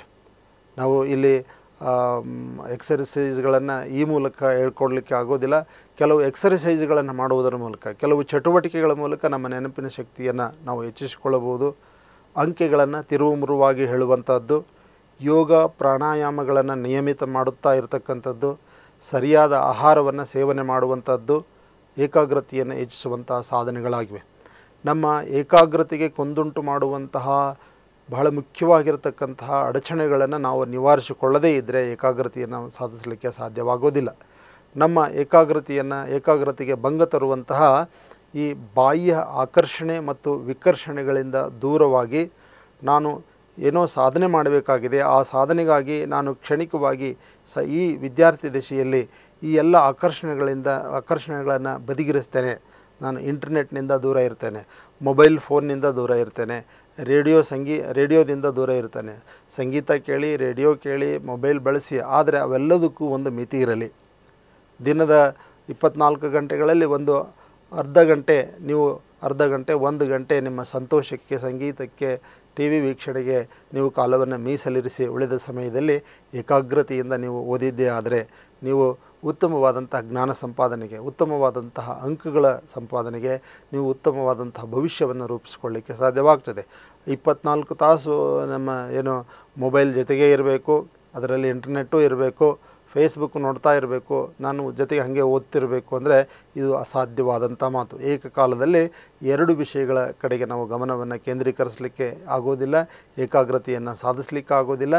ಹೀಗಾಗಿ ವಿದ್ಯಾರ್ಥಿಗಳು ವೈಯಕ್ತಿಕವಾಗಿ ತಮಗೆ ಯಾವ ಅಂಶಗಳು ತಮ್ಮ ಏಕಾಗ್ರತೆಗೆ ಭಂಗ ಉಂಟು ಮಾಡುತ್ತವೆ ಅನ್ನುವುದನ್ನು ನೀವು ತಿಳಿದುಕೊಂಡು ಆ ನಿಟ್ಟಿನಲ್ಲಿ ಆ ಎಲ್ಲ ವಿಕರ್ಷಣೆಗಳನ್ನೆಲ್ಲ ಬದಿಗೆ ಸರಿಸಿ ನಿಮ್ಮ ಅಧ್ಯಯನದ ಕಡೆ ಗಮನ ಕೊಡಿ. ಏಕಾಗ್ರತೆ ತನ್ನಿಂದ ತಾನೇ ಮೂಡುತ್ತದೆ. ವಿಷಯದ ಬಗ್ಗೆ ನಿಮಗೆ ಅಪಾರವಾದಂತಹ ಜ್ಞಾನ ಸಂಪಾದನೆಯಾಗ್ತದೆ. ಆ ಜ್ಞಾನದಿಂದ ನೀವು ಉತ್ತಮ ಅಂಕಗಳನ್ನು ಸಾಧಿಸಬಹುದು, ಉತ್ತಮ ಭವಿಷ್ಯವನ್ನು ರೂಪಿಸಿಕೊಳ್ಳಬಹುದು. ಇವೆಲ್ಲವೂ ಸಾಧ್ಯವಿದೆ. ನಿಮ್ಮ ಭವಿಷ್ಯ ನಿಮ್ಮ ಕೈಯಲ್ಲಿದೆ. ಇದನ್ನು ನಿರ್ಧರಿಸುವಂತಹ ಸ್ವಾತಂತ್ರ್ಯ ನಿಮ್ಮ ಕೈಯಲ್ಲಿದೆ.